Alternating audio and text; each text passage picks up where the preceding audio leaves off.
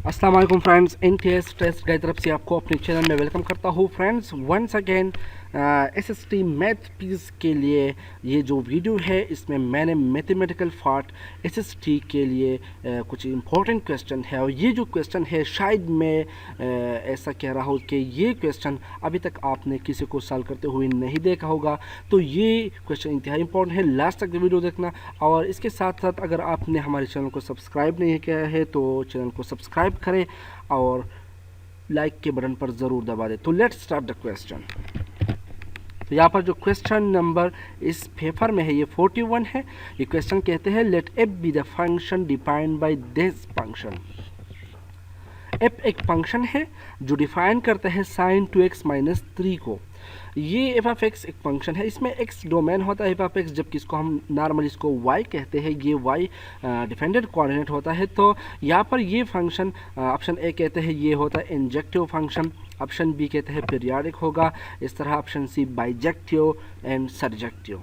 तो यहाँ पर करेक्ट ऑप्शन हमारे साथ है ऑप्शन बी, ये फंक्शन है पीरियाडिक फंक्शन। फंक्शन है इसमें ये होता है इसका आर्गुमेंट, इसको हम कहते हैं एंगल ऑफ साइन। तो ये एंगल एनी हो सकता है, तो साइन का जो ओवरऑल वेव फंक्शन आता है ये एक पीरियाडिक वेव फंक्शन होता है, और इसको हम साइनोसाइडल वेव फंक्शन भी कहते हैं। तो यहाँ पर ऑप्शन बी करेक्ट है। Now question number 42, any tangent to the curve is. अगर हम इस कर्व को टेंजेंट मालूम करना चाहते हैं तो नीचे दी गई ऑप्शन में कौन सा ऑप्शन करेक्ट होगा। ऑप्शन ए कहता है ये पैरेलल हो along the axis, option B कहता है ये पैरेलल होगा इलॉन्ग द वाई एक्सिस, तो ऑप्शन सी कहते हैं make an acute angle with axis, ये एक्यूट एंगल बनाएंगे एक्सिस के साथ। इस तरह ऑप्शन डी कहते हैं makes an obtuse angle with Y axis, ये ऑब्ट्यूज एंगल बनाएगा वाई एक्सिस के साथ। तो लेट देखते हैं कि किस तरह ये एंगल, कौन सी ऑप्शन यहाँ पर करेक्ट है। तो ये है वो करो, इसके जो इक्वेशन है y is equal to 2x plus 7 plus 3x plus 5। अब आपने इस तरह करना होगा कि इसको डिफरेंशिएट करना होगा विद रिस्पेक्ट टू x। ये y आपको डिफरेंशिएट करना होगा विद रिस्पेक्ट टू x। अगर आप इसको डिफरेंशिएट करते हो तो ये हर एक टर्म को डिराइवेटिव अप्लाई होगा। तो इसके अप्लाई करने के बाद यहाँ पर ये पावर है, तो पावर इससे बाहर आएगा, 2 multiplied by 7 is equal to 14, और इसका पावर 1 पर रिड्यूस होगा। तो 14 इंटू x प्लस 6 प्लस, अब derivative with respect to x, आप x इज इक्वल टू 1 होगा तो ये 3, जबकि derivative of 5 is equal to 0 होगा। तो आपके साथ जो डिराइवेटिव जो रिजल्ट आ गया वो है 14x प्लस 6 प्लस 3। अब आपको कैसे पता चलेगा कि यहाँ पर एंगल क्या है, तो इसी के लिए आपने ये कंडीशन यूज़ करना होगा कि dy by dx is greater than 0। अगर आप इसको फंक्शन पर गौर करते हो, जो आप ये डिराइवेटिव फंक्शन है, तो आप ये इस फंक्शन पर गौर देखते हो तो ये इसके जो डिराइवेटिव ये ग्रेटर देन 0 है, क्योंकि अगर x की वैल्यू आप नेगेटिव रखते हो, पॉजिटिव रखते हो, तो result x raise to power 6, और नेगेटिव अगर पावर होगा even तो ये पॉजिटिव होगा रिजल्टेंट, और पॉजिटिव के लिए ऐसे तो ये पॉजिटिव है। तो ये जो x पावर 6 है ये ऑलवेज ग्रेटर देन 0 होगा। इट मीन ये डिराइवेटिव ग्रेटर देन 0 होगा ऑलवेज। अब डिराइवेटिव ये एक्चुअली शो करता है स्लोप को, स्लोप ऑफ टेंजेंट लाइन को शो करते हैं। तो टेंजेंट लाइन की जो स्लोप होता है उसको हम m से रिप्रेजेंट कर सकते हैं, इसको हम टेंजेंट थीटा से रिप्रेजेंट करते हैं। तो इसका जो टेंजेंट थीटा होगा ये ग्रेटर देन 0 होगा। वेरी सिंपल है। अब आपको चूँकि मालूम है कि क्वाड्रेंट 4 होते हैं, हर क्वाड्रेंट में डिफरेंट जो ट्रिग्नोमेट्रिक रेशोज़ है ये पॉजिटिव और नेगेटिव हो सकते हैं, लेकिन फर्स्ट क्वाड्रेंट में याद रखना सारे के सारे जो ट्रिग्नोमेट्रिक रेशो है ये ऑलवेज क्या होगा, ये पॉजिटिव होगा। तो अब यहाँ पर चूँकि ये इसकी जो वैल्यू है ये ग्रेटर देन 0 है, जो पॉजिटिव है, तो इट मीन ये कौन सी एंगल बनाएगा, ये एक्यूट एंगल बनाएगा with the positive x axis. ये फर्स्ट टर्मिनल, इसके जो टर्मिनल रे है ये फर्स्ट क्वाड्रेंट में होगा। इट मीन ये फर्स्ट क्वाड्रेंट में होने से ये जो एंगल है ये 90 से कम होता है, तो इसको हम क्या कहते हैं, एक्यूट एंगल कहते हैं। तो आपका जो रिजल्ट होगा वो है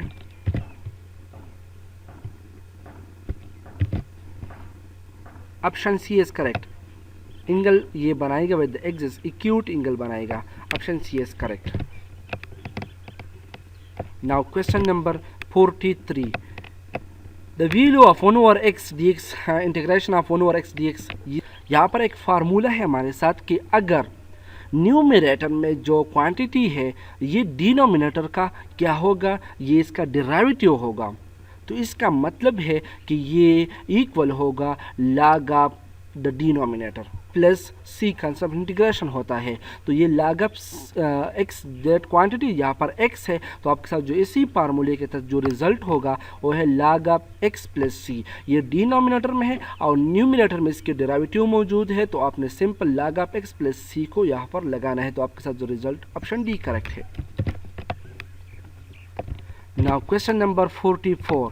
Question number 44 है the center is 3 minus 1 and diameter is of length 10। अगर सेंटर है एक सर्कल का, ये 3 माइनस 1 है, जबकि इसका डायमीटर 10 है, then the equation of circle is, तो इक्वेशन ऑफ सर्कल क्या होगा? ये है आपके साथ सेंटर, जनरली इसको हम सी एच के से रिप्रेजेंट करते हैं, तो सी 3 माइनस 1 ये सेंटर है, यहाँ पर डायमीटर आपके साथ गिवन है ये 10 है। अब आपको मालूम है कि रेडियस एक्चुअली इक्वल होता है डायमीटर बाई 2 का, तो ये आपके साथ radius is equal to 5 unit होगा। अब ये है सर्कल। अब सर्कल के लिए ये होता है इसका रेडियस, अगर हम इसको इन दो पॉइंटों को मिलाते हैं तो ये होता है इसका डायमीटर, क्योंकि ये सेंटर से पास हो चुका है, तो ये होता है आपके साथ डायमीटर, जबकि इसका सेंटर है ए सी एच के। तो एनी पॉइंट हमने सेलेक्ट किया, जनरल एनी पॉइंट है पी ऑफ एक्स वाई। अगर आप यहाँ पर सर्कल का इक्वेशन मालूम करना चाहते हैं तो ये आपके साथ इक्वल होगा x minus h square plus y minus k square is equal to r square. अब यहाँ पर एच की वैल्यू गिवन है 3 है, इसको पुट कर दो। के की वैल्यू -1 है, तो यहाँ पर ये माइनस, जबकि के की वैल्यू b माइनस है तो ये प्लस हो जाएगा। अब whole square is equal to 5 square. अब 5 स्क्वेयर इज इक्वल 25, तो आपके साथ जो करेक्ट रिजल्ट होगा वो है ऑप्शन। तो आइए पेपर में देखते हैं कि आप करेक्ट ऑप्शन यहाँ पर कौन सा है। तो करेक्ट ऑप्शन है option B. Now question number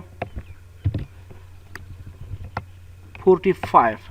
The vector a plus b is perpendicular to 7a minus 5b। ये वेक्टर a plus 3b इस परपेंडिकुलर है ये 7a minus 5b को।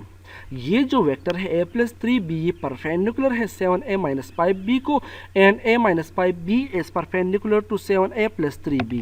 ये वेक्टर जो a माइनस 5b है ये परपेंडिकुलर है 7a प्लस 3b को। The angle between a and b is, तो a और b के दरमियान एंगल क्या होगा? तो ये है a plus B is perpendicular to 7a minus B. Simple formula है, अगर आपके साथ ये वेक्टर इस वेक्टर को परपेंडिकुलर है तो इसका जो डॉट प्रोडक्ट होगा ये इक्वल टू 0 होगा।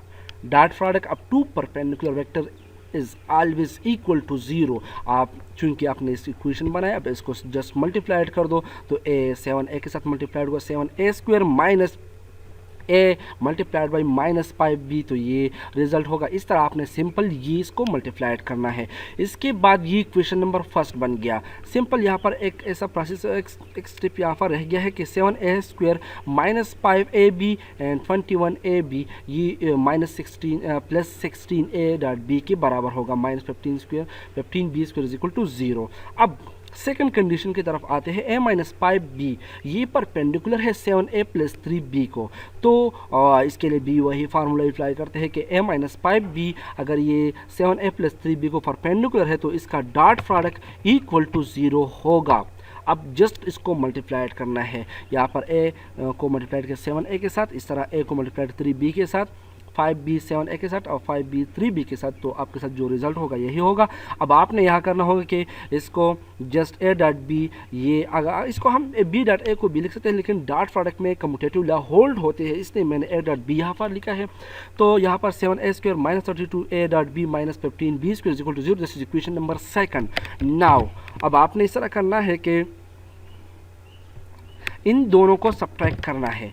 अगर आप इस दोनों को सब्ट्रैक्ट करते हो तो 7a स्क्वायर इसके साथ इसको जस्ट इसको यहाँ पर लिख दो, यहाँ पर ये इसको सब्ट्रैक्शन के साथ में साइन को चेंज करना होगा, तो यहाँ पर ये प्लस है माइनस बन गया, माइनस से प्लस हो गया, माइनस ये भी प्लस बन गया, ये दोनों कैंसिल आउट, ये भी कैंसिल आउट, जबकि ये दोनों ऐड होकर put at a dot b is equal to 0 हो गया। अब यहाँ पर इस तरह करना है कि चूँकि ये 48 इज़ नॉट इक्वल टू 0 है, तो इसका मतलब है कि a डॉट b हमारे साथ इक्वल टू 0 है। So therefore the angle between the two vector a and b is 5/2 which is equal to 90 degree. क्योंकि अगर दो वेक्टर जिसका डॉट प्रोडक्ट 0 है तो इसका मतलब है इनके दोनों के दरमियान एंगल 90 है, इसको हम 5/2 भी कहते हैं। तो यहाँ पर करेक्ट ऑप्शन है